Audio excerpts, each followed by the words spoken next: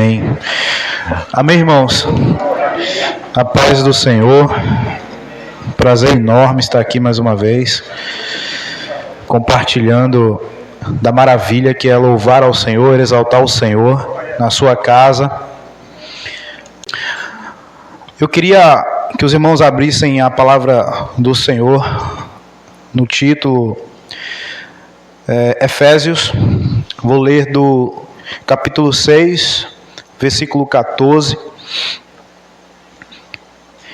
É importante também a gente pensar sobre isso, né?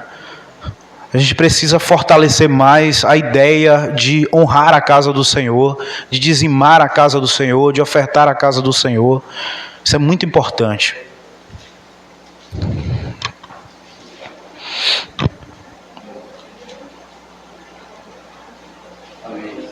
Amém? Quando o pastor falou sobre imagem, né? Sobre uma imagem de você adorar, que é uma burrice tremenda. Eu considero que além da burrice tremenda, pastor, eu considero que é uma ausência de fé tamanha.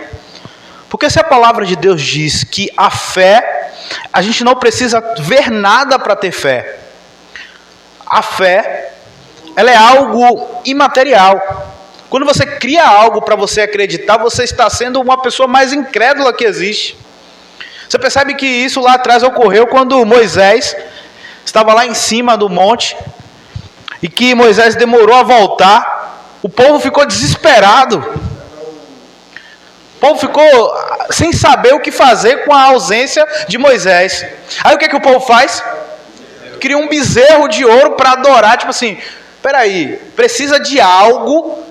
Sempre vai precisar de algo para a gente ter fé, para a gente criar algo. E toda vez que a gente chegar na casa do Senhor, que a gente for em algum lugar, ou que a gente estiver propositalmente tentando buscar ao Senhor e adorar ao Senhor, que você estabelecer como algo de material para você adorar ao Senhor, você está inteiramente enganado.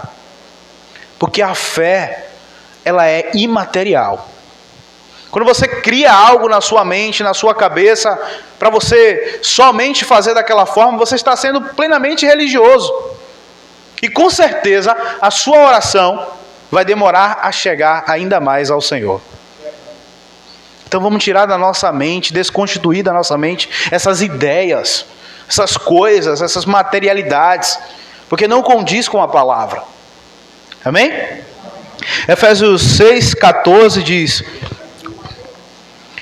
portanto, fiquem firmes, cingindo-se com a verdade e vestindo a couraça da justiça. Tenham os pés calçados com a preparação do evangelho da paz, segurando sempre o escudo da fé, com o qual poderão apagar todos os dardos inflamados do maligno. Usem também o capacete da salvação e a espada do Espírito, que é a palavra de Deus. Orem em todo tempo no Espírito, com todo tipo de súplica, de oração e súplica. E para isso vigiem com toda perseverança e súplica por todos os santos. E orem também por mim, para que, no abrir da minha boca, me seja dada a palavra, para com ousadia tornar conhecido o ministério do Evangelho, pelo qual sou embaixador em cadeias, para que em Cristo eu seja usado para falar como me cumpre fazer. Amém? Em nome de Jesus.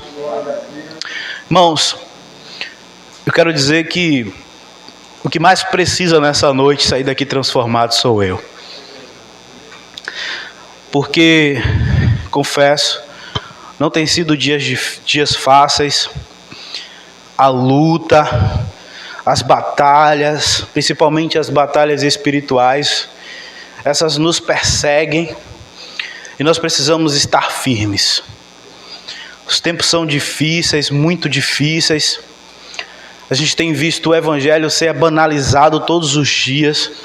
A gente tem visto todos os dias pessoas que se diziam serem cristãos, levar princípios e de repente a coisa mudar e a gente ficar assim, sabe, meu Deus, o que foi que aconteceu? É a palavra de Deus que está se cumprindo. E somos somos pouco, somos pessoas que Deus ainda quer contar. Mas só depende de nós de fazer a diferença nessa terra. Só depende tão somente de nós para que possamos, permanecer firmes e com o Evangelho aceso em nossos corações, com aquilo que o Senhor espera de nós, para que possamos levar a outras pessoas. Somos nós a esperança. Nós que estamos aqui nessa noite, somos nós que devemos permanecer firmes. Às vezes viemos à igreja e dizemos assim, poxa, essa palavra poderia ser para fulano, poderia ser para ciclano, ficamos imaginando coisa na nossa mente, mas não, a palavra é para nós. Aquilo que está sendo lançado naquele momento é para nós. A parábola das sementes em que Jesus estava contando, dizendo, olha, existem terrenos, pedras, solo fértil, espinhos, e lance-se a semente. E nessa noite, nós é que escolhemos que tipo de terreno nós somos, para receber a palavra que está sendo lançada. Só depende tão somente de nós, dizer, olha, o meu coração precisa ser aquebrantado, se ele é de pedra. E dizer, Senhor, planta, lança em mim a semente do Evangelho que vai me fazer reviver, que vai me fazer reacender a chama dentro de mim e pregar o Evangelho e continuar aquilo que é necessário. Parar de ficar imaginando, dizendo isso aqui é para fulano, isso aqui é para ciclano, isso aqui é para nós que estamos aqui hoje, nessa noite. Amém. É para os homens dessa casa que estão aqui nessa noite. Que vai sair daqui, vai fazer a diferença. Que no próximo culto vai dizer, pastor, me coloca lá na frente para pegar. Pastor, me coloca lá na frente para louvar. Porque eu quero fazer parte disso. Mas depende de quem? Depende tão somente de nós. Eu fico feliz quando eu venho aqui para pregar. Eu fico feliz porque eu gosto daqui. Os pastores daqui são uma bênção. Os irmãos também são uma bênção. E a gente se alegra quando tem uma casa que a gente sabe que é sincera, que tem um temor de Deus e que valoriza a palavra de Deus. Isso é muito bom. Amém? O versículo 18 diz assim: orem em todo tempo no Espírito, com todo tipo de oração e súplica. Para isso vigiem com toda perseverança e súplica por todos os santos.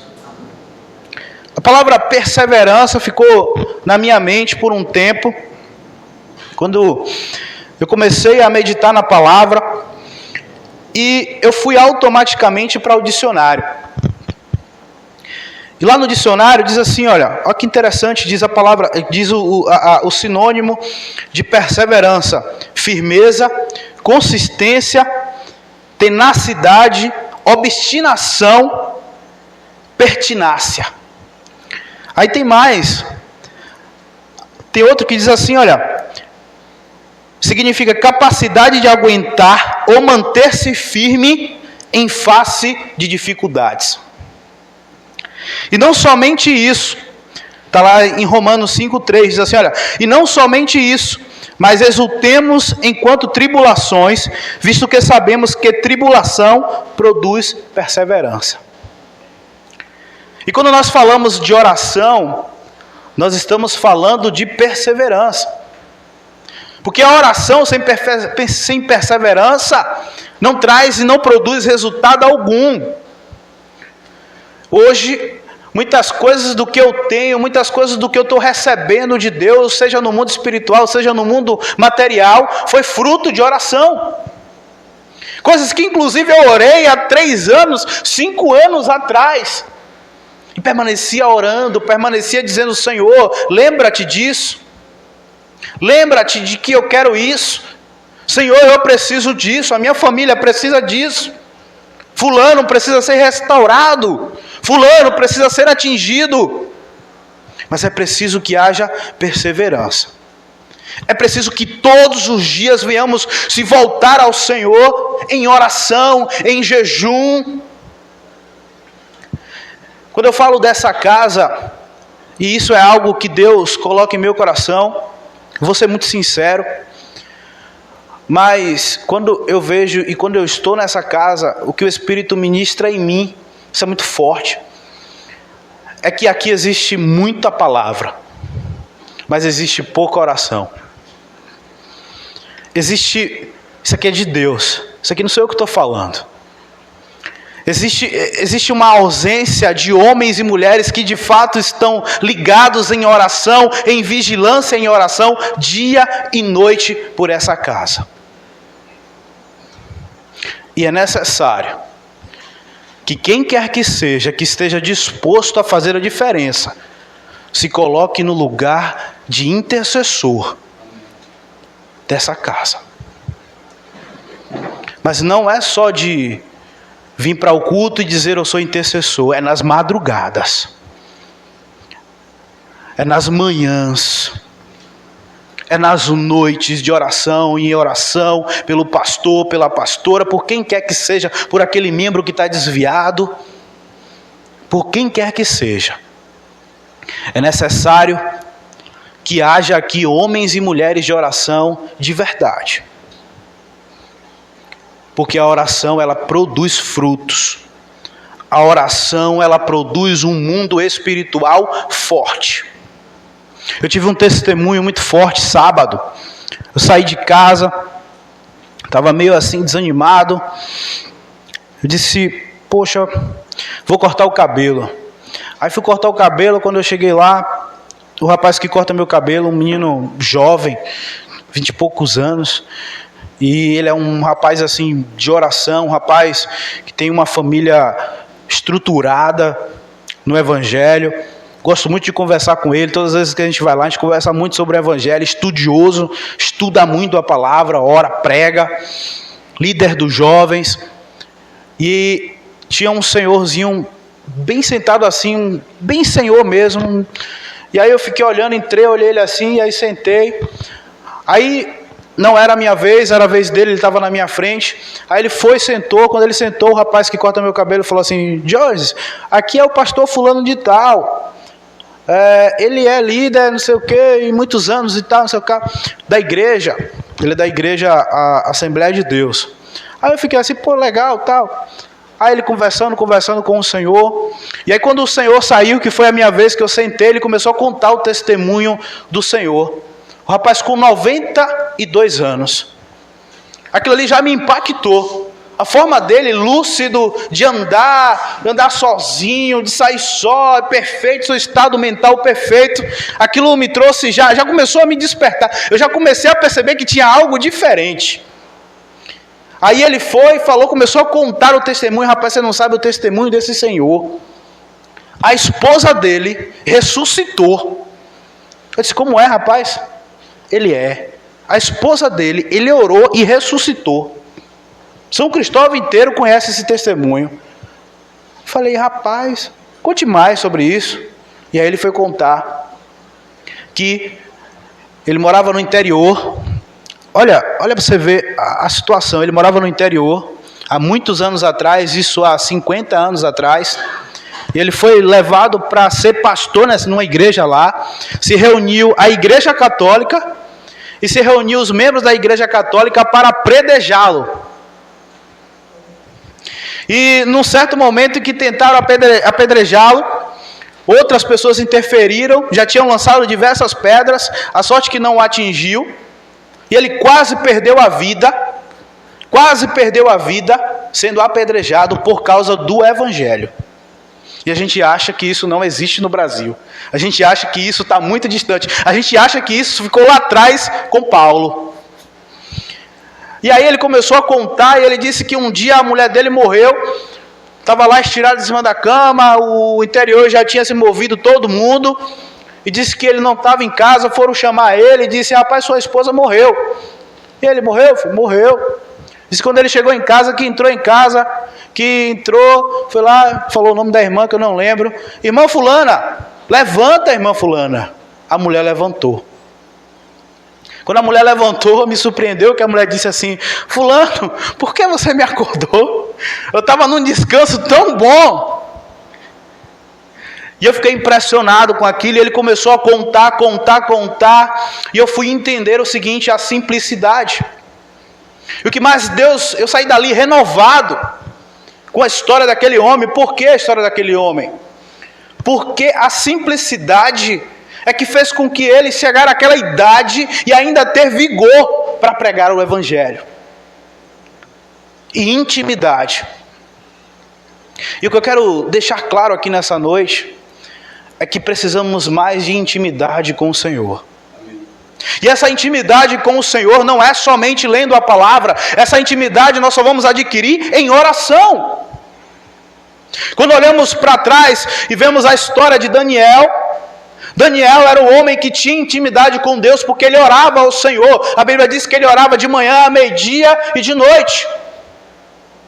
E quando Daniel foi lançado na cova dos leões, ele tinha intimidade suficiente com Deus para tirá-lo da cova dos leões.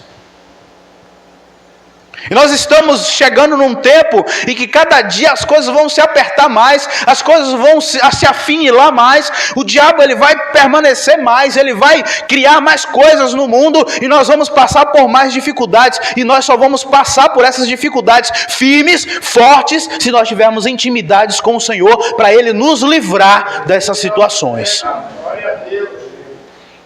A oração, a igreja em oração nesse momento é uma semente que está sendo lançada para lá na frente nós sermos fortes, fortalecidos e aguentar, passar pelas tribulações da vida.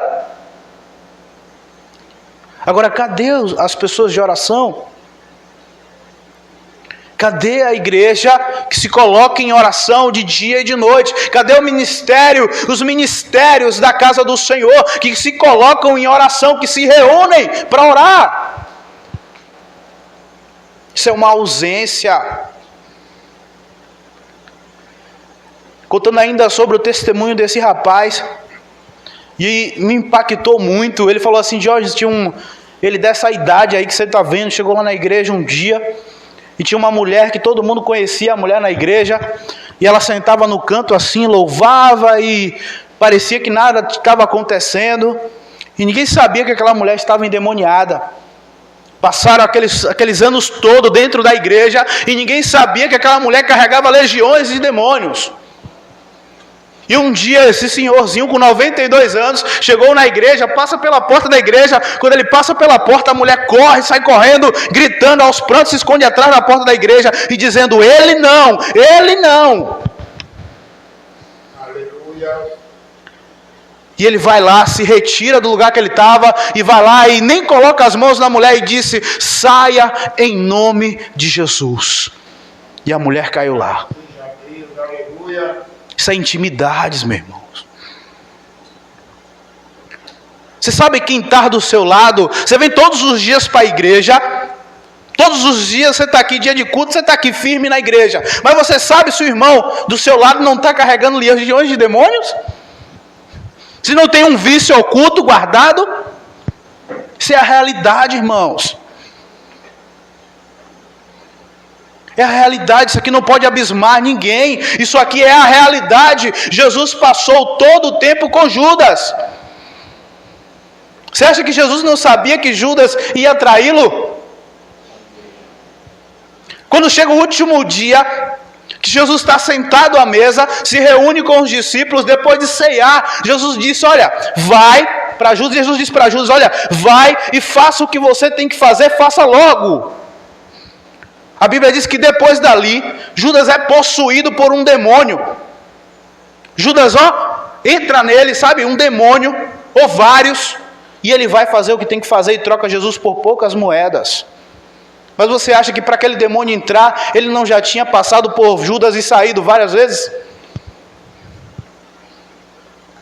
É preciso que a igreja tenha sensibilidade, é preciso que os homens e as mulheres dentro da igreja tenham sensibilidade para observar o mundo espiritual, para observar aquilo que está acontecendo ao redor. Uma certa vez, eu congregava numa igreja lá em São Cristóvão, e a igreja só tinha 4 membros. Era eu, minha esposa, minha mãe e a outra pessoa que eu não lembro. Aí, minha mãe viajou, foi para São Paulo e deixou a gente tomando conta da igreja. E a gente tudo novo, tudo inexperiente, nunca tinha visto o demônio se manifestar. O pastor falou aqui e o Espírito estava dizendo assim, poxa, é isso mesmo que está acontecendo. E aí a irmã veio, minha mãe convidou, vai lá no dia de culto ajudar os meninos. Essa irmã cheia do Espírito que todo mundo achava. E ela traz, quando ela vem, ela traz ela e traz mais 2. E trouxe uma menina endemoniada.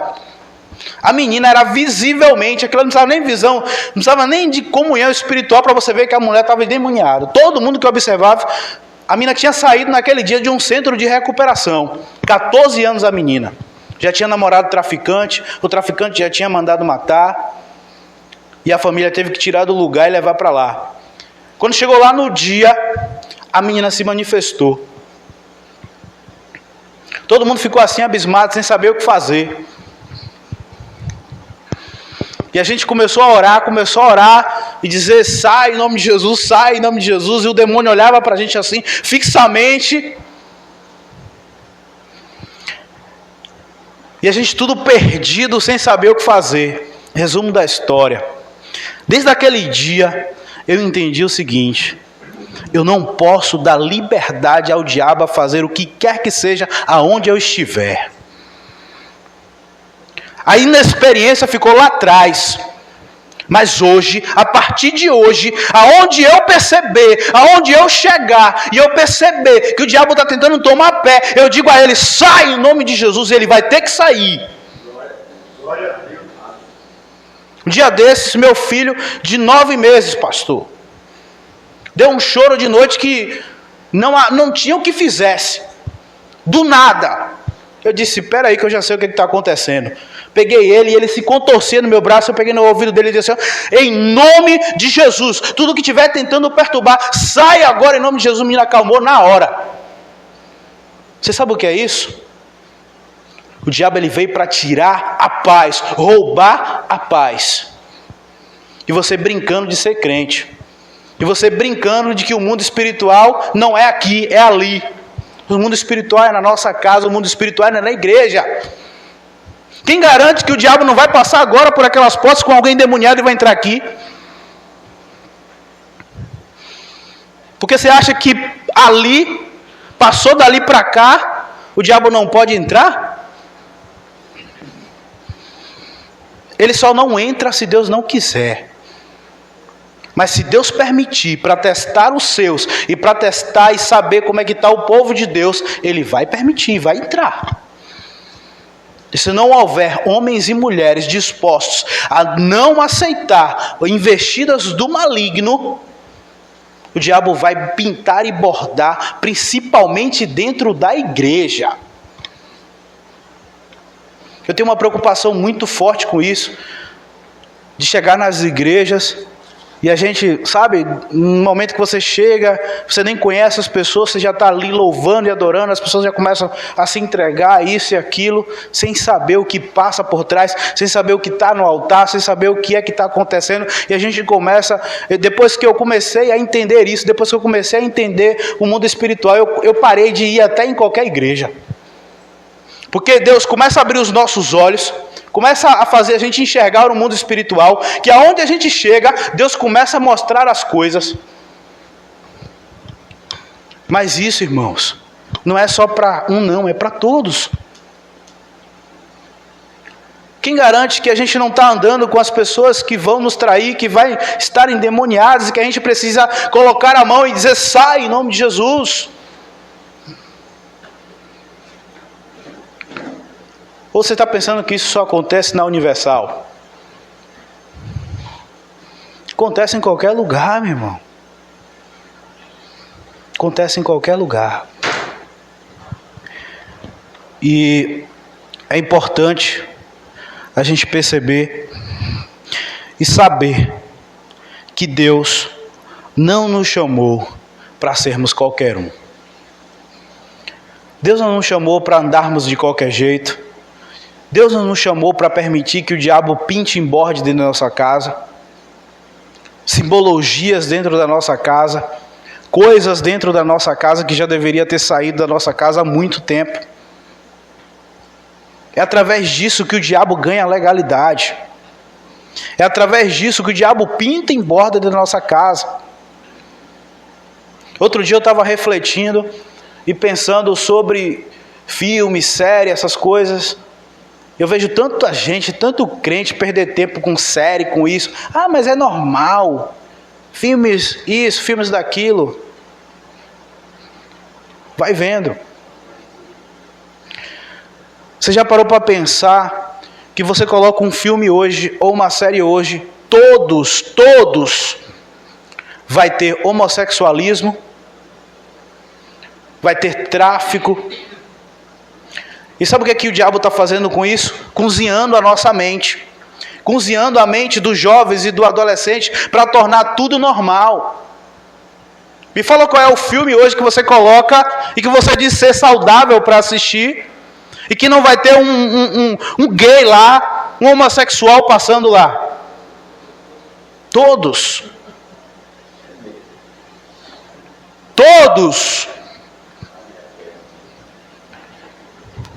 E isso o diabo está ganhando legalidade dentro da sua casa.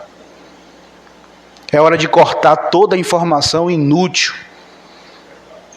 É hora de aniquilar das nossas vidas toda e qualquer informação inútil. Se você quer crescer espiritualmente, se você quer crescer materialmente, começa a cortar toda a informação inútil que não te serve. Para de estar assistindo Netflix. Pega um livro e vai ler sobre qualquer coisa. Nem que seja sobre culinária chinesa e sei lá o que, mas leia. Porque você vai ver o quanto vai ser desenvolvedor na sua vida. Pelo menos o seu português vai melhorar.